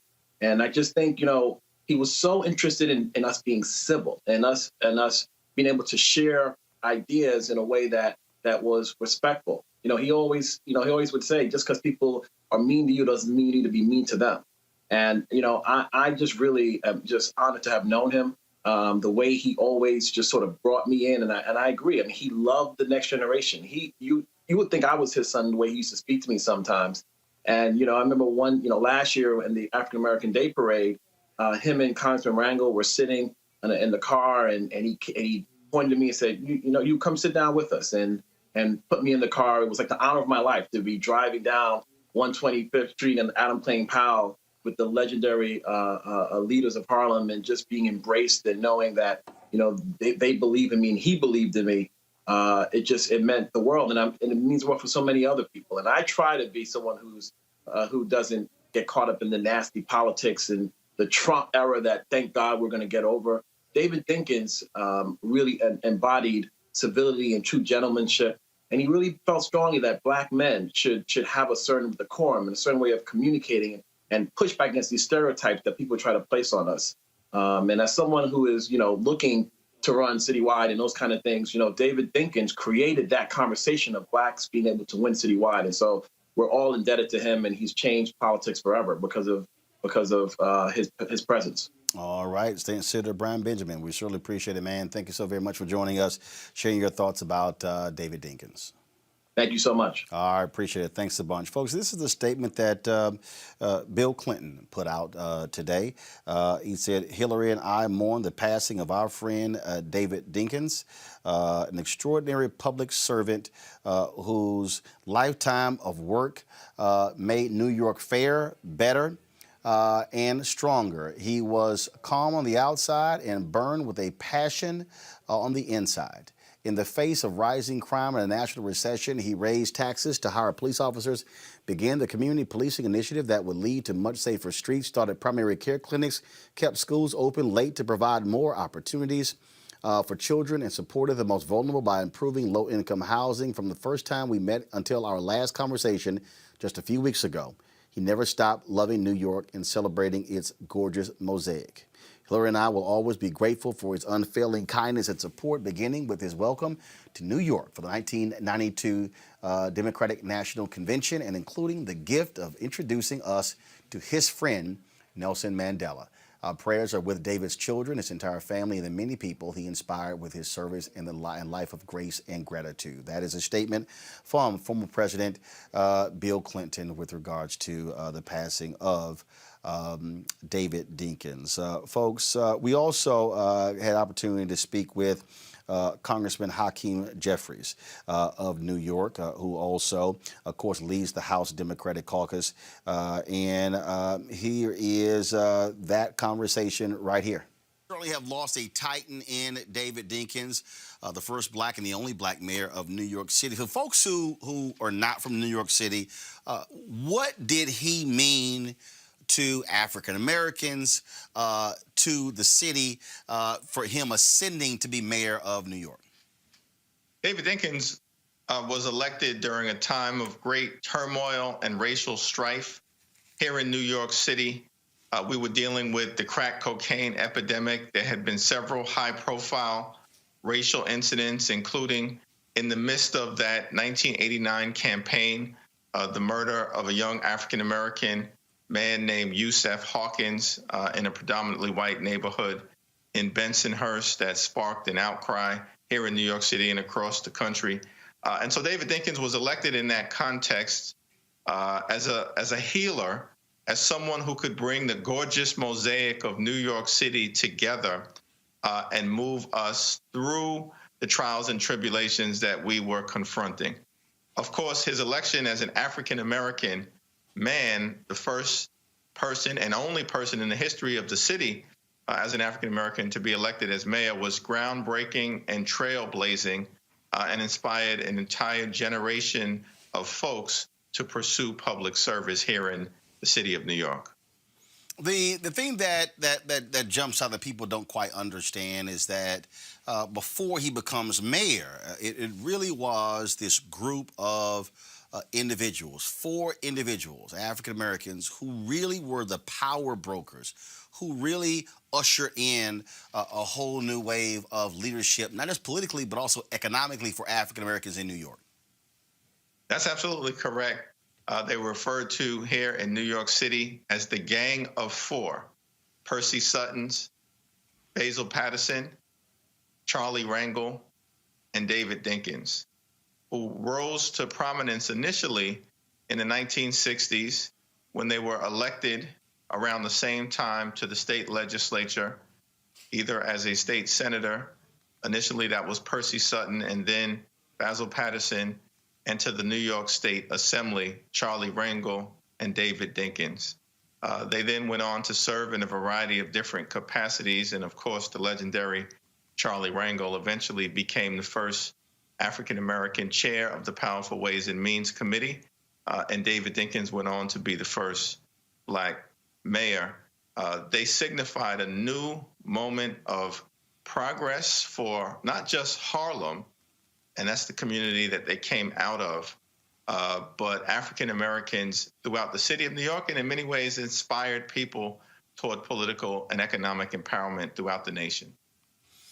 One of the things that I saw online that when you compare sort of David Dinkins and Rudy Giuliani to Barack Obama and Donald Trump, and that is, I always say, Black success always followed by white backlash. David Dinkins had to deal with rampant racism, especially from the New York Police Department. Jimmy Breslin described this vicious 10,000 people march, largely led by cops, where there was just massive racism being spewed out. And that is what propelled Rudy Giuliani into the mayor's office after he lost to David Dinkins the first time. You look at, again, Trump following Barack Obama. There are parallels between those two. That's absolutely right, and it's an astute observation, Roland, because that is what occurred. It was a backlash toward the elevation and progress of the first African-American man who was a genteel and gentle giant who governed in such an eloquent fashion. The notion that there would be a backlash to David Dinkins, of all people, tells you what you need to know. That particular anti-Dinkins rally that was out of hand and that many observers actually called a police riot at the time, including Jimmy Breslin, I believe, made clear that while we had come a long way in the city of New York, we still had a long way to go. And it was frightening when you looked at the behavior of these individuals who were at that anti-Dinkins rally and thought to yourself, aren't these the folks who are supposed to be protecting and serving in our community? That so-called rally took place to protest the Dinkins administration effort to establish a civilian complaint review board to begin to address the type of police brutality and abuse of force that we obviously continue to experience today. Last question here. Obviously, he was a genteel figure for me. He was a fellow alpha. Anytime you met him, he was always had that smile, had that nod and wink, and somebody who was just a classic gentleman for this new breed of Black politicians. I mean, look, up until this, he was endorsing folks. So he was still involved. He lost his wife last month, but he was still involved in politics for the next generation of African Americans until his death. That's absolutely correct. He was an inspirational figure. He would always share a kind word, a thought, an insightful observation. And the last point I'd make, Roland, which is important, is that Rudolph Giuliani is often credited with turning New York City around. That is false. Empirically, crime began to drop during the last 2 years of the Dinkins administration, and he's credited with helping to set in motion the dramatic turnaround in quality of life that we're experiencing right now by those who actually study the numbers. It was David Dinkins who went to the legislature and got enacted his Safe Streets, Safe City program, which is the foundation, as even former Police Commissioner Bill Bratton indicated, the foundation for the dramatic turnaround in crime that began to occur in the 1990s. David Dinkins got it started. Rudolph Giuliani rode his success in much the same way that Barack Obama got the economic turnaround in America started, but Donald Trump, of course, claimed all the credit till he could no longer do it once it fell apart in the midst of his mismanagement of the pandemic. Well, no shock you might have grossly unqualified white politicians taking credit for the work of black people. We're sort of used to that. Congressman Hakeem Jeffries of New York, we certainly appreciate it. Thanks a lot. Thank you, Roland. All right, sir, we're clear. Folks, Thanks a lot. This is the front page of the New York Times the day after he won. And in fact, it was a huge day because not only historically, Julian, was it about David Dinkins winning that day, Doug Wilder on the same day was elected governor of Virginia. Is Julian there? I'm here. Go ahead, right ahead. Victories on both. I'm here. Can you hear me? Yes, yeah, go ahead. Okay. Amazing victories on both counts. And Roland, great to see that headline. I remember that day and just remember how happy we all were for both men who basically were the best of black politics. As everyone has said, David Dinkins always just carried himself with such dignity. And Doug Wilder the same. You never see these guys with jeans on. They were always well-dressed, well-spoken, and lots of time for young people. So we have seen so many milestones. I'm so glad you had Reverend Jackson on, and glad that Brother Meeks raised the issue of 1984, when Reverend ran for president, gave that wonderful speech, God Ain't Finished With Me Yet, in San Francisco. I was there. I was a Jackson delegate. But in any case, Reverend Jackson really started this tide of black people getting into politics. And he laid the groundwork for President Obama and for so many more. And he also emboldened us. And I don't think of the word emboldened in the same sentence as David Dinkins. I think that just the fact of him emboldened us. Young brothers could look at him and say, if he could do it, so can I. And so there's Hakeem Jeffries. There's so many others. It's exciting to reflect on that moment in time and to just think about where we've been and prayerfully where we're going. Kelly, you're sitting here. You earlier said it's before your time, so I take it this is a history class that you're enduring. Living history, for sure. Obviously, I am aware of some things regarding political history and Black people's role in American politics, but hearing firsthand accounts this evening through your show is definitely eye-opening and something that I treasure because if it weren't for your show, frankly, this kind of news, this story that is newsworthy would not be broadcast right now. So I definitely appreciate this broadcast. I appreciate this program. But more importantly, I appreciate those who are still here to tell the story. Obviously, Mayor Dinkins got his flowers while he was alive, but it is sweet to see people giving him his flowers even post-life, for sure. Folks, again, in this interview with the Visionary Project, this is what David Dinkins had to say about losing the mayoral race to Rudy Giuliani. I sometimes say to people that if one were to lose an election by one vote in a small town, or better yet, win an election by one vote in a small town, and you walk the main street the next day, each person you meet will claim to be that vote that elected you. Say, I voted for you, I elected you, you won by one vote. The votes are sort of fungible. It's hard to tell what did what. Now,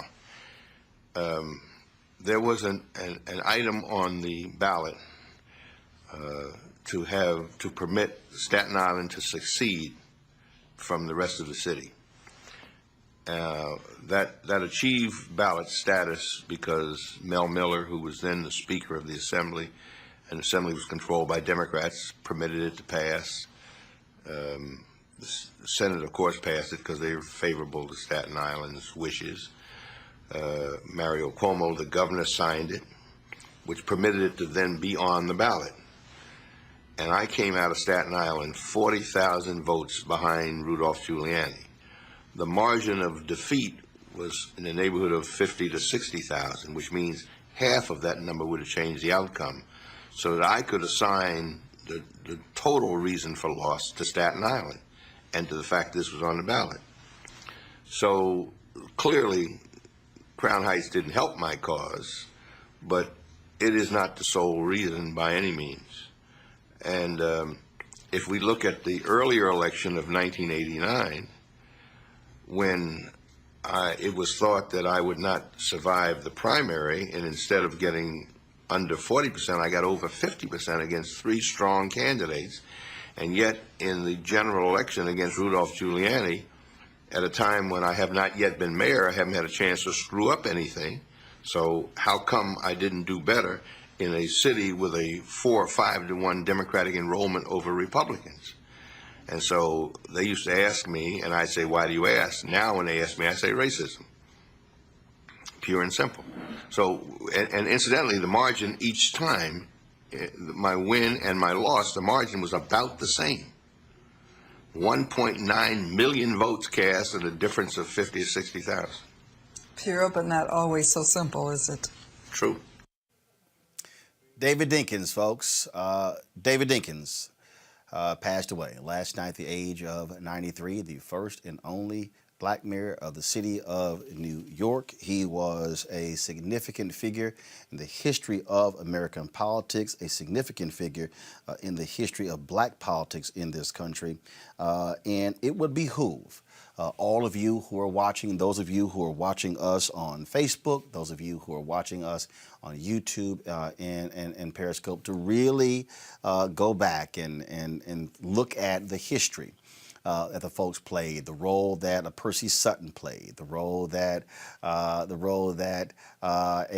Charlie Rangel played, the role that a David Dinkins played, the role that so many individuals have played in these cities, whether it's New York or Chicago or Atlanta or Washington, D.C., because to understand how we got to today in our political history, you cannot ignore what happened before. Julian made this particular point. And one of the reasons why we reach out to Reverend Jesse Jackson Sr., an individual who is battling Parkinson's and has good days, has bad days, it's because there is no Barack Obama. There is no Obama. Obama is not on a book tour without a Jesse Jackson Sr. There's no Jesse Jackson Sr. unless there's a Harold Washington. There's no David Dinkins without a Charlie Rangel, without Adam Clayton Powell Jr. No one just all of a sudden wakes up and then they walk into a position. There are those before them who made it possible. You heard Ambassador Andrew Young say on our show that he became mayor of Atlanta after Maynard Jackson served 2 terms. But we have to understand, this generation, is that just because you were born yesterday does not mean that you have no understanding of what took place before you got here. It's really incumbent upon us to know our history. Because when we know our history, when you know what took place with Rudy Giuliani and David Dinkins, then you can put into context what Rudy Giuliani is doing today to team with Donald Trump to snatch Black votes away in Wisconsin. They've now filed a new legal challenge in Wisconsin. They failed all over the country. They failed in Atlanta. They failed in Philadelphia. They failed in Detroit. But you need to understand who they were then to understand who they are now. And so that's why we took the last hour to pay tribute to David Dinkins. We could have easily done it for 15 to 20 minutes. But the reality is it's important for us to share these stories with a whole new generation of folks who didn't know. And you can go to my iPad here, and certainly for me, he was an Alpha brother.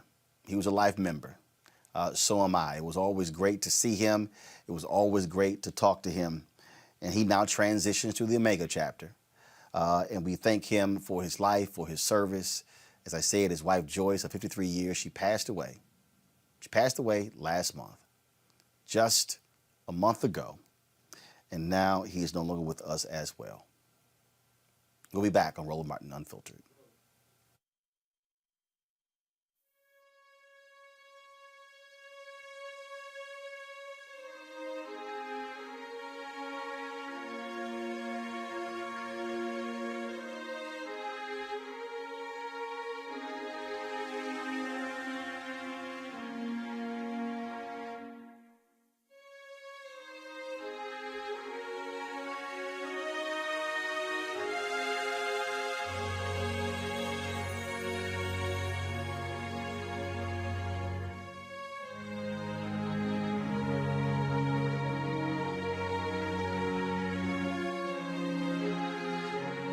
We told them the smear ads were coming, and that's exactly what happened.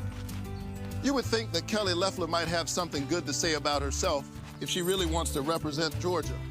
Instead, she's trying to scare people by taking things I've said out of context from over 25 years of being a pastor. But I think Georgians will see her ads for what they are. Don't you? I'm Raphael Warnock, and we approve this message. When you hear about sisters like that, who are modern-day Fannie Lou Hamers, modern-day Septima Clarks, modern-day Diane Nashes, how does it make you feel? Go ahead, Roland. Go ahead. You know who I like? Angela Rye. Mm-hmm. And I think because she speaks to the voice of this generation. Mm-hmm. So she's young enough to still remember what that is, but yet old enough to be able to speak it in a way in which we respect as well. I think it's time for women to stand up. I think behind a powerful man is also a powerful woman. I think and believe in being evenly yoked, and I believe in teamwork makes the dream work. So you can't do it by yourself, and it's been proven. So now we have to stand up. We have to, being a new millennial woman, you got to be able to be independent. So if you're independent and you're standing by yourself, you have to mobilize each other and say, okay, I need you, and us together is more powerful together.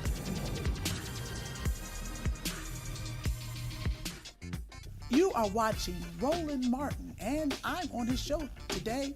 And it's, what, huh? We should have some cue cards. Hey, what's up, y'all? It's your boy, Jacob Lattimore, and you're now watching Roland Martin right now.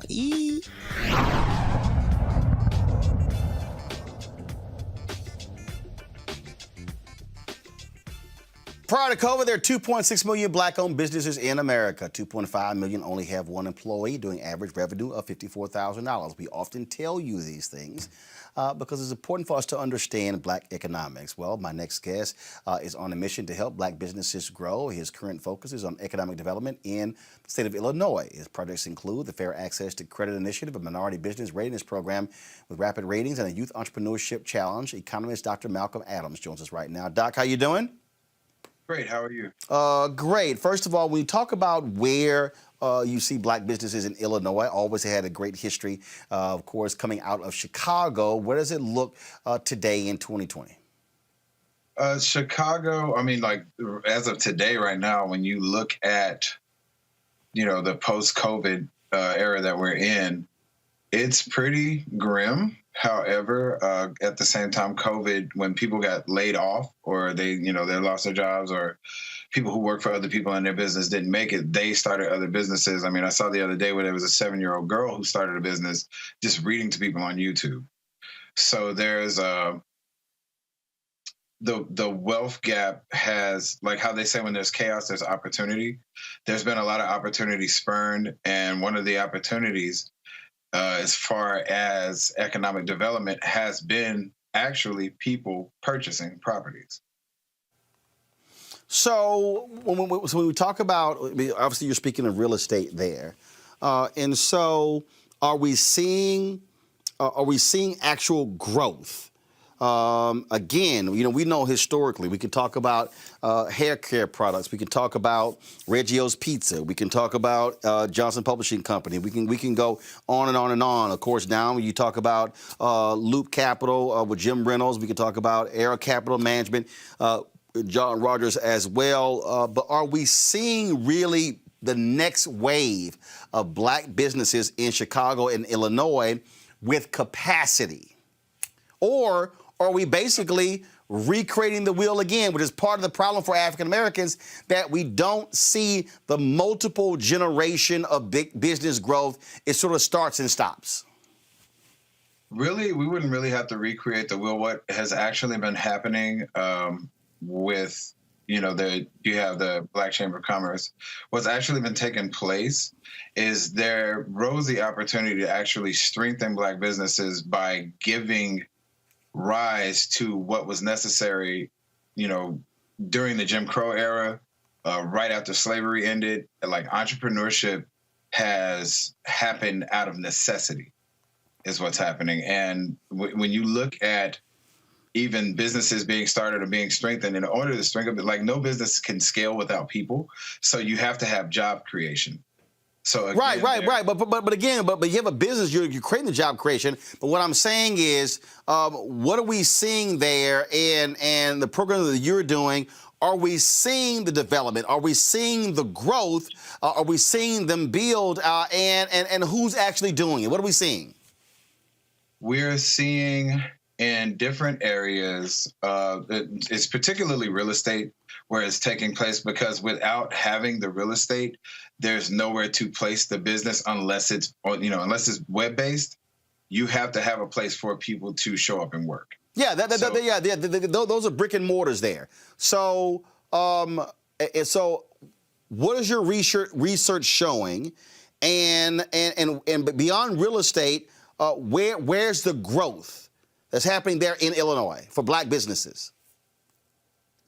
In Chicago, there is a bit of growth. As far as when you get to more towards central Illinois, like Peoria, which we know is the third fastest shrinking city in the country, there isn't any. It's actually dying, so to speak. And they brought me and a few other people in to basically use the resources that are there, because the reason why I keep going back to real property is because economic development is land plus labor plus capital. If there isn't, it's just like with the community development financial institutions, if there isn't a place for it to happen, or, if there's no sustainability, which means it can scale, the capital isn't going to come. And we found the funds. It's just a matter of getting the right powers that be to support the actual initiative in many cases. Okay. And so the initiative you're talking about, how much capital are we talking about, and what is being done to access it? So what's the actual initiative? What's the program? How is it happening? There you go. So what we're doing is, whenever there's research, which you asked about, naturally there's an anchor institution. So we're partnering with several anchor institutions, be they Bradley University, Illinois Central College. I had a meeting with the president there. I'm not going to say publicly that there's absolute buy-in, but it's in review, and a few other things, because they do have the agro lab. And if you go outside of any city in Illinois, you're looking at farmland, period. So the best thing to do there was to come up with an agro tech program, because everything's going towards tech, and you have the land, the farmland there, and that resource, and it's mineral rich, because in many areas it's right on water, especially when you get closer to the Great Lakes or the Illinois River. So with that, we were able to get certain businesses to come in, like Precision Planting, which is basically Central Illinois' Silicon Valley, to pay more attention to involving programs that are already there, kind of doubling down on what was working before COVID actually hit, instead of trying to reinvent the wheel. Where can folks get more information on the initiative? The Illinois State Black Chamber of Commerce website, ibcc.org. They can contact me directly, and there are a few articles out on it. Let's see. There's also going to be an event here very soon in Central Illinois. We're actually planning it right now. Most likely it's going to have to happen online. Yeah, that's fine. That's fine. So we'll simply see if we get to the website where they can get more information about that. Again, so the Illinois Black Chamber of Commerce website. Yes. Okay, Dr. Malcolm Adams. We appreciate it, man. Thanks a lot. Thank you. You know what time it is. No charcoal grills are allowed. I'm white. I got you, bro. Illegally selling water without a permit On my property. Whoa! Hey! You don't live here. I'm uncomfortable. So, you know, these Trump people are really losing their mind. Like, losing their mind. Here's this crazy fool out of New York who just can't handle he lost. Good morning, we the people. Who's ready to go to Washington, D.C. tomorrow? Huh? Who's going? Show of hands. Put it underneath my post. Who's going to Washington, D.C.? Because the media don't get to call a fucking election. We the people voted. We the people get to pick our president. Okay? So this is coming to an end with the fraud and the corruption and everything on the left. Because I told you, I warned you, that a vote for Biden is a vote for Obama's third term. Did you hear Chuck the fucking Schmuck Schumer? Let's change America. That's what you get. That's what all you motherfuckers on the left get for voting. For voting for fucking Biden. Okay? We know he didn't win legally. We know he didn't. We know about the stealing and the corruption and slur of the House. You can keep watching Fox fucking News because we don't watch it no more, okay? Trump 2020, motherfucker. Fuck out of here because I'm going tomorrow and my voice will be heard and I will be passing out letters. Julian, these people are a little unhinged. And here's the deal, Julian, I don't want to be driving behind this woman. I mean, it's a wonder that she was able to keep her car straight. I was cracking up. First of all, she had a filthier mouth than anybody I know. I mean, filthy. And secondly, you know, Chuck Schumer, she has to go there. But the driving part is really rolling. That does take the cake. Who drives with one hand? And who's holding the phone or recording this or something? She's really crazy. But, you know, you said crazy-ass white people and you found one. I'm telling you right now, Kelly, I keep trying to tell these people. Anthony Scaramucci tweeted, Trumpism is over. No, it's not. Trumpism is now the Republican Party. They have melded together. These folk ain't going away. They are nuts.